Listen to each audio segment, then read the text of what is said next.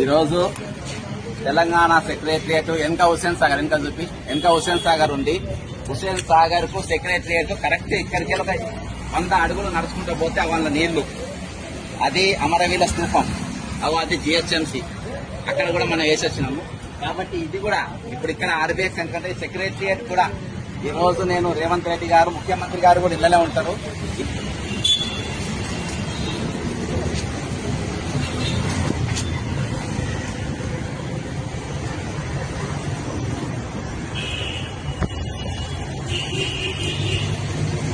ఈరోజు ఈ దేశ పౌరునిగా తెలంగాణ వాదిగా